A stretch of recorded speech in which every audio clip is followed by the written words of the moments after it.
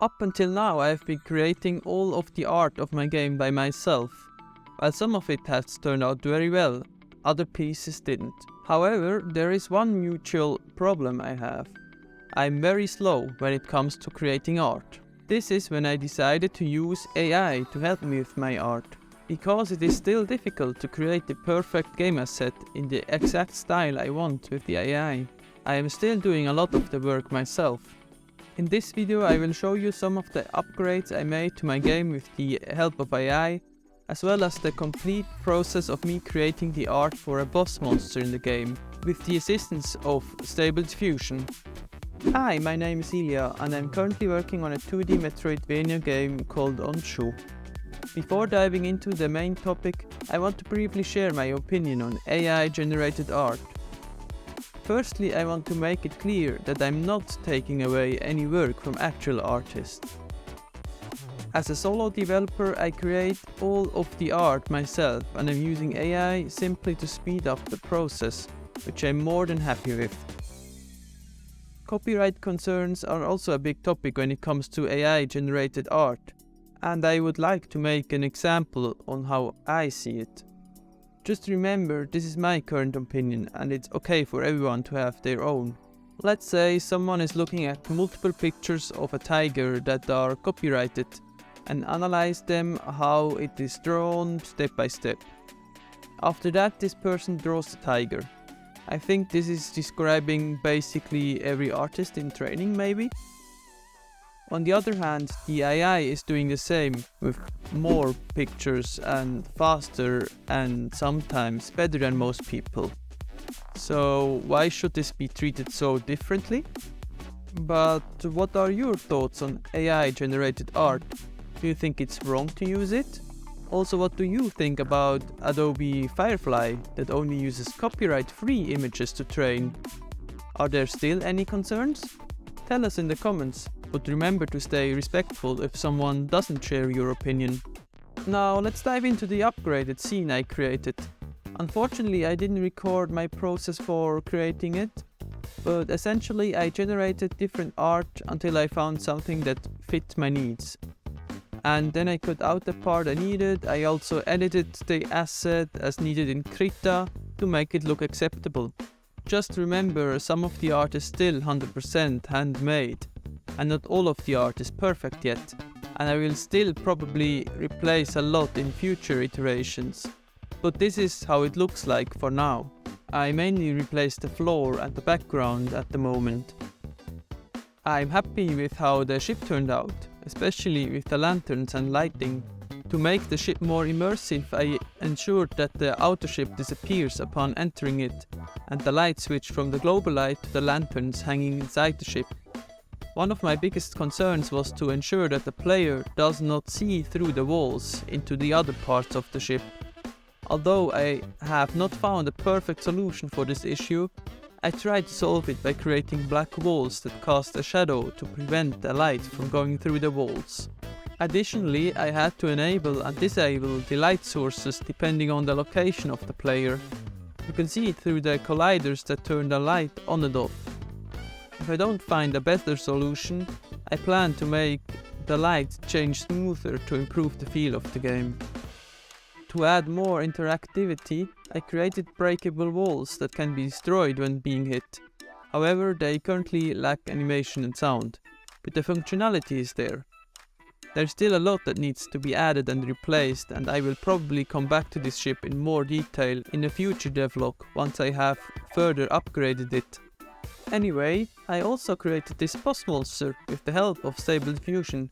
I recorded most of the process to create a time-lapse, but there were a few instances where I forgot to press record after a break.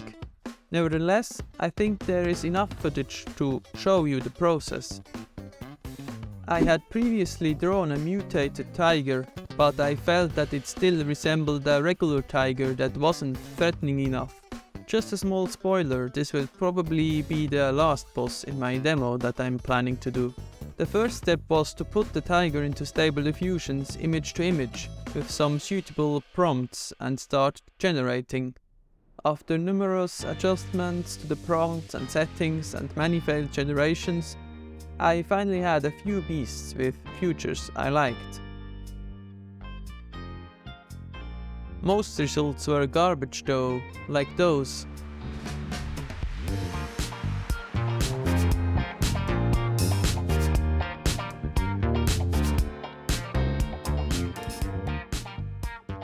Next I selected all the features I liked and merged them together to create the Frankenstein tiger.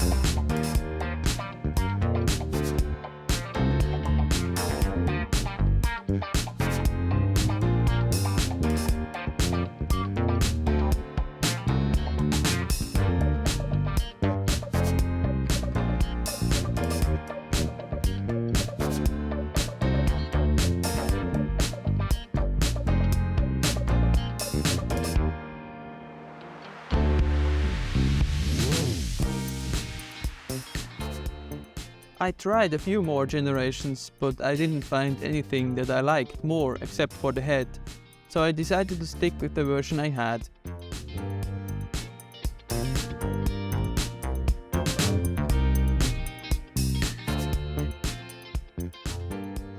I then split up the body parts very roughly to test him in the game.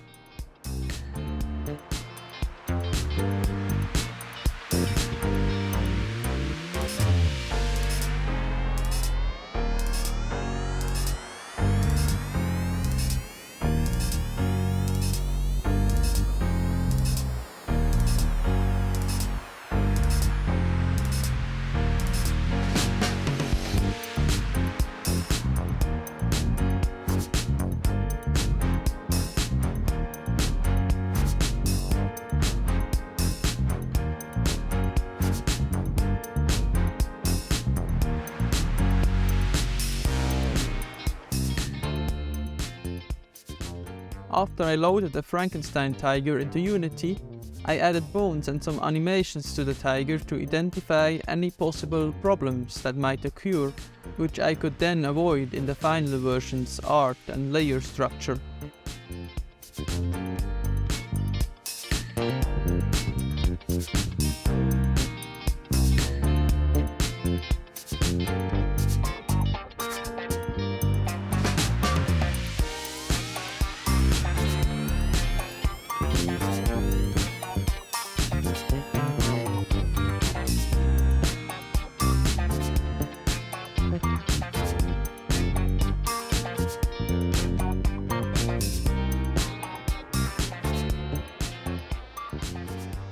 After that I experimented with shaders and fire effects to test things out.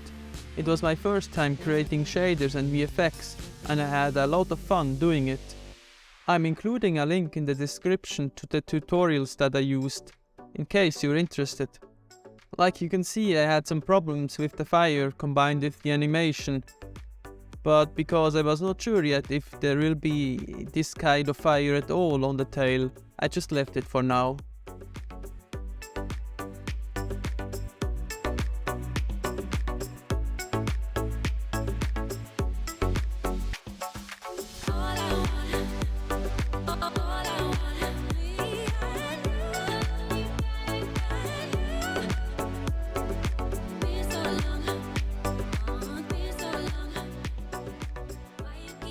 After returning to Krita, I set out to refine the Frankenstein tiger I had created. Although I'm not an artist and I may be making mistakes or missing important drawing features, I'm doing my best with the knowledge I have.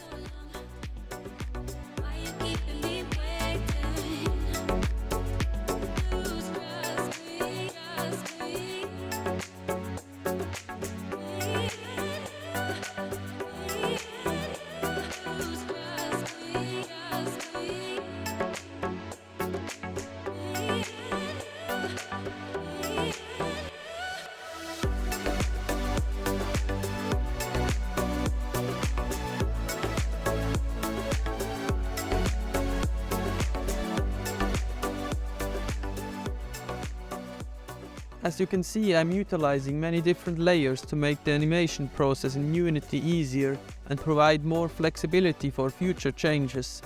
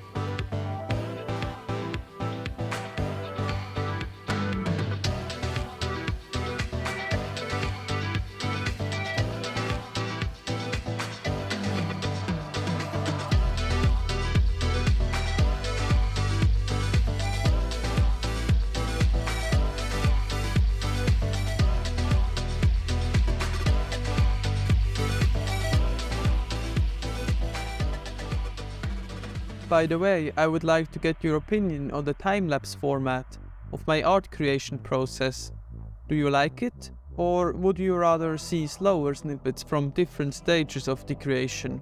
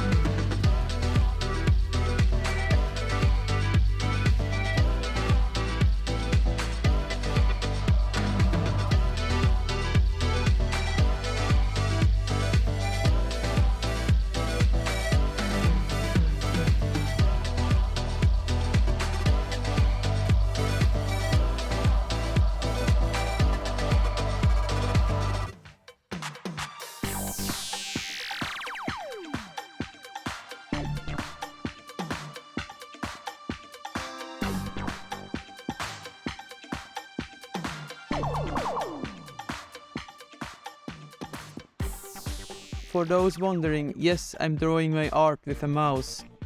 Now every artist will probably turn in their grave, you know what I mean. I tried drawing with a pen and a tablet, but my lines were just too jittery, and after getting used to draw like this with a mouse, it is actually not that bad at all.